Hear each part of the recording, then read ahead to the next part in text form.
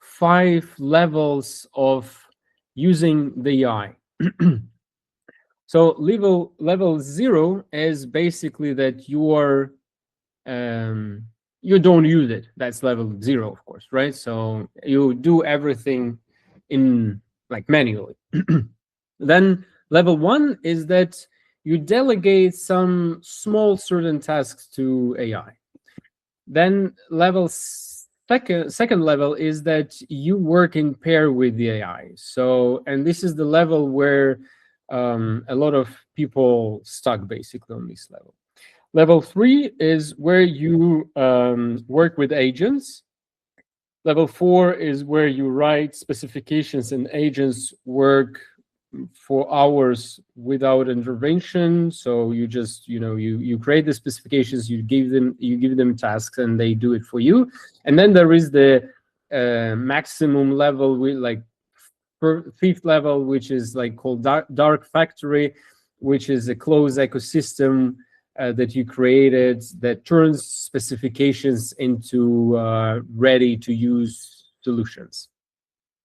And this leads me to a question. So because you created kind of a course basically on ADAS, and you wrote so many articles about AI in general and how to use it. So my question to you will be, like, what's the point of start? So let's imagine, I know a lot about AI presence, and it exists. And I'm a designer who is like, I like randomly chat with ChatGPT, and I heard about Claude, and I read some stories that you can connect Claude with Figma, but at the same time it doesn't work in a good way, let's say. So there are so many things that are happening right now, and the main question, like, where should I start? What should I do as a designer to become more effective with the power of AI? What's your take on that? What I always insist on and see basically AI for designers and in design environment is basically it's really important that we find out and we learn about the basics. That's why I shared lots in IDAS design, we have a lot of bunch of basics for AI for designers in the series of articles that we have, AI in UX Studio, that we started by basics. Why, in my opinion, why this is important is because when you understand and learn about how this actually works, like how AI actually works, like what happens when I start to write a prompt, what happened and how these react to my prompt and how it works, how it answers me, then we can understand what kind of questions we can ask and why we received and why we get these answers from AI. So when you understand these, when you understand the basics, when you understand how it works, you can better first ask questions, you can better prompt, and in the meanwhile, you can better validate these answers and you can better validate the results of this AI. Cool. We're recording now. And now, as soon as this sound, there was this sound, and I feel stressed now. Anyway, so you ask where we should start and how we are going to structure this conversation. And one thing that I thought is good to start with is basically, it's the basics. Literally yesterday, I was approached by one young designer for a private consultation, basically. And we were talking about process of, she's in job search and basically applying for, searching for relevant positions, applying. And she was asking how to polish her CV, how to structure her case studies, what is relevant, what is not, and blah blah blah. And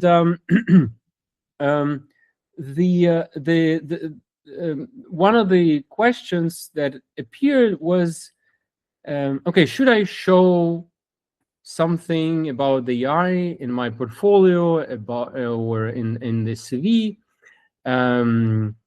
Should I emphasize it? And we had a whole conversation about the AI and how designers can use the AI in general.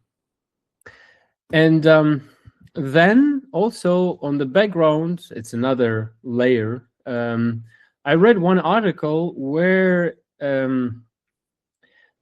there was so the author of that article presented 5 levels of using the AI. So level 0 is basically that you don't use it. That's level 0, of course, right? So you do everything in like manually. Then level 1 is that you delegate some small certain tasks to AI. Then second level is that you work in pair with the AIs. Yeah, that's true, 100%. And I can answer like that. So we have basically, again, if we see it as a basics of LLMs, we see there are a bunch of tools. There are a bunch of tools that can build a website. There are tools that can code. There are tools that can you just ask questions. There are tools that you can now automate a lot of things. So, but the basics, what I mean is that you learn about LLMs, and then when you read about this, you can find out that okay, there are different tools out of these LLMs that build, and every day there will be something new. But all of these uses some big models, like the models that currently exist, like GPT, Gemini, Claude, and more or less like Grok that we can use. So no matter what tools you are using, any tools currently just use one of these models. When you understand all of these, you can now understand, okay, in my workflow as a designer, now I have a question or I have a problem about my research. So you now know that, okay, in this case, it's better to go with like a language model, for instance, like a Gemini, because it's better with the research, for example, or you have like this experience. And in one of these process of your workflow, you face with the issue like you want to generate a photo. Then you know that, okay, I need to use the other way. And in the end, what we have as a prototype right now, it's kind of a totally different scenario. Like it's just you need to go with the models that better code for you. So that's the 100% like the other scenario. So, but it's really important you go in deep on each. So what I'm saying is just basics for basics. You know, you need to start with basics, Yeah, but you just don't need to start Like- with basics. You need to like, you know, going deep on each. But it's really important that you as a designer start with basics, because why I'm like insisting on this, because I see a lot of designers usually are really good at visuals, but they are not good with research. They are not good with code. And this is the problem. That's why they have problem with AI, because when you want to use AI, you need to understand some basics, which all these basics comes from, you know, the mathematics, about the code, you know, that's a different scenario for a designer that is good with visuals.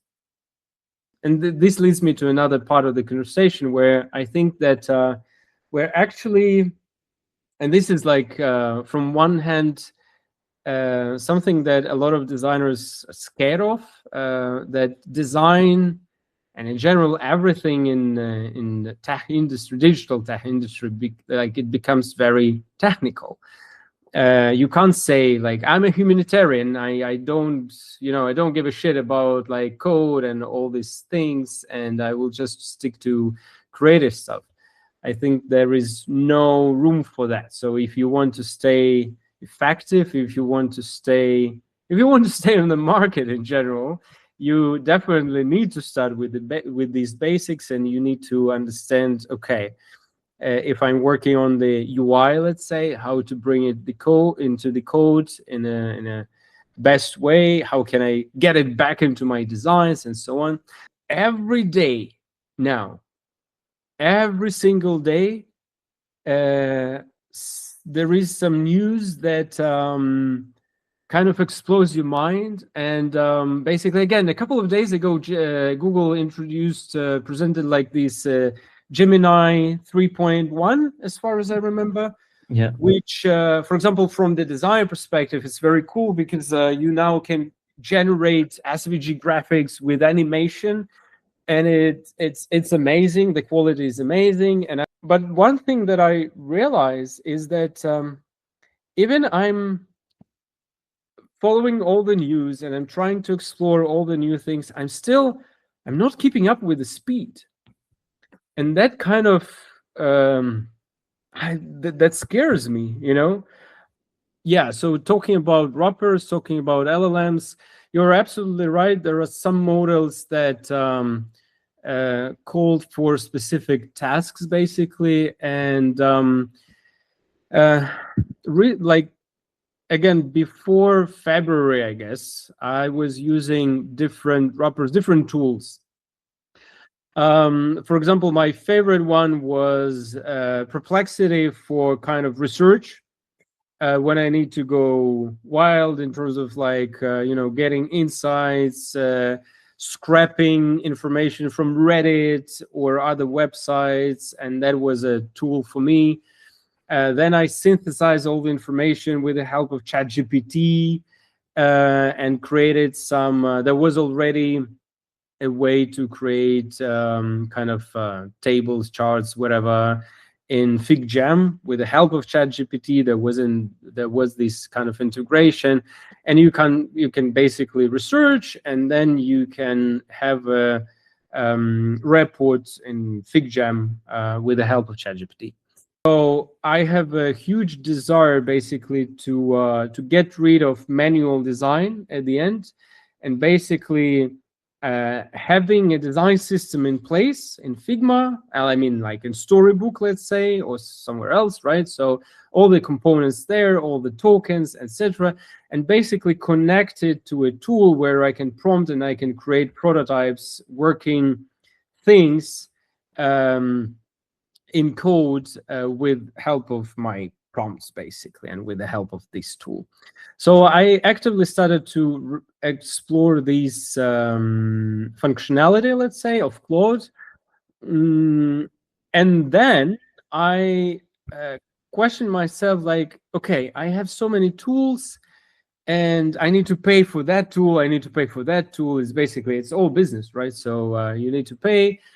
Do I have, is there a chance to combine everything? So writing, editing my writings, basically research, my, let's say, tries in coding and work as a designer in Figma.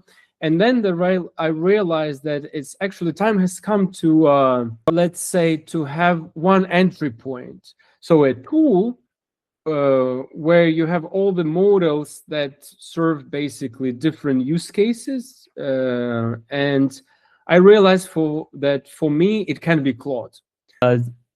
I think currently you may not be anymore just a designer who thinks and who ideates, but you are also someone that validates the other ideas. So I think now every designers are kind of also a lead designer, because you have, let's say, a designer and a researcher like with you all the like time. Junior designers or junior researchers who exactly you work with it, and you need to validate. So you are kind of a lead designer now.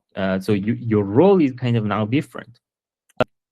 After a while, like when you work with AI, you will understand, okay, this model, like you mentioned, like Claude works best for you. That's exactly it. Like you can understand, okay, like I get the better answers and results from this model. Or for instance, in my case, I use almost a lot of models, if I can say. Like I use ChatGPT, I use Gemini, I use Claude, but for different use cases. I never use like a Gemini for coding. I never use like Gemini for prototyping. I rarely use Gemini, for instance, for image creation. Why? Because we have a really powerful model like Gemini, Nano Banana that can like generate really good images for us. So why should I use like the other model? But in the end, any tools you use, like there are a lot of tools and websites that create image for you. In the end, any tools I open, I pick like Nano Banana for myself, because I know that this, like, these tools, this website that I'm using, use this model because I need to use this model. So you will understand like what model is the best for you. And there is another topic that we can maybe discuss later, which is actually about money, and which so for example, you know that the max plan in Claude, like it's a huge yeah. between like so Yeah. they have 3 levels, right? And then the maximum level is like 200 euros per month, and then the medium level it's like 20, I don't remember, 20 or something like that. And then I heard an opinion that basically you can't leverage all the power of Claude without that maximum plan, because it's business again. They want, like, who have these resources to pay, basically they will have all the benefits of the AI. But that's aside, that's another topic. I recently also shared an article in IDUS about how slowly app stores might die, because now any app that you want, you can just have like quickly. So how OS also might work, like how operating systems also might work in the future, because you don't need maybe some sort of app store anymore. You don't need maybe this kind of classical OS anymore, because you can just have more like kind of smarter, let's say, OS that works much faster and in a different way totally. Like if the movie like Hair, that like the guy just talk with the OS. So and that's also to the point that you said. I'm also like trying to share more in IDUS. I think we can also have discussion about, we can share and like show what we built so far. I use the AI itself to like expand this idea and expand this app, let's say. And now I have like the whole startup in my like computer without anyone. I have like a CPU, I have like a developer, I have like a designer, and I'm just sitting there, like I just manage and like leading all these different AIs. So I think that was a really cool conversation. We touched a lot of topics that I think we can go in depth like in our next videos. And I think definitely it's also really important, because we also mentioned a lot of articles that IDUS did, that everyone can just read more like until our next video. And I think that was really cool that we were able like to talk about these things. How was your experience about the video so far that we talked? Yeah, very nice. I really like this. So we basically had an idea to turn our regular chats into just to record this and to share it in with the community. So let's see how it works. But I think it should be helpful. There will be a lot of editing work. Yeah. It's one thing that I also we can use AI for that. We can Can try we use to, AI? yeah. But yeah, that was great. So yeah, we will try to continue. We, again, as we mentioned, we touched a lot of things. I think this was very nice in terms of like introduction. I don't know how many times we used word basics, and that we need to start with basics. You can call the whole yeah. video like a basics, like AI. Yeah. Something like that. Basically starting with basics. And I think also it turned out that I was asking a lot of questions, basically, or like you were answering. You kind of turned to be an expert in the AI. Yeah. We can either switch the roles next time, Yeah. or yeah, we can try Yeah. to think about that. But yeah, I also think that we actually kind of outlined other topics that we can talk about Yeah, in the exactly. next I think few. if we just clarify, for instance, okay, let's talk about in general, like let's talk about, I don't know, like how do you use AI, and Yeah, then you talk about yourself, your experience, and then I just talk about myself. yeah, So yeah, yeah, we just share about the topics, share topics, and then we just go through and talk. yeah. But I think for introduction, I think that was good. We talked and touched a lot of Yeah, topics about AI in general I and about agree. like I designer work. think this is going to be great for the pilot. Yeah. Again, the only thing that we will go crazy about editing this video, but that's fine. Yeah. Okay, cool. I am going to stop the recording now. Oh, maybe. So you kind of summarized it in a very well, in a very good way. That like kind of we shared articles. Go read it. Maybe we need to kind of have a kind of a pushy call to action.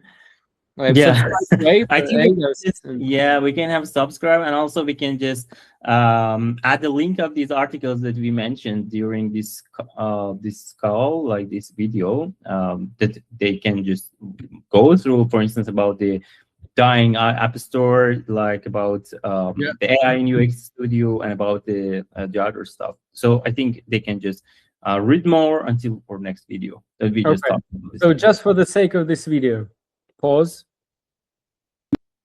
So everything we talked about and every article that we referred to, it will be in the description in this post where we're going to share this video.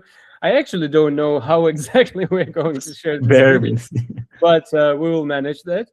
It was a very nice conversation, and in the end, so I think it will be fair to say that, hey guys, subscribe to Ada's Design. We share a lot a lot about AI for designers, not only for designers. If you're a manager, if you're in general, if you're in digital tech industry, our community and our publication will be definitely useful for you. Also share your experience about AI and how do you use AI in your workflow. Cool. This is a good ending.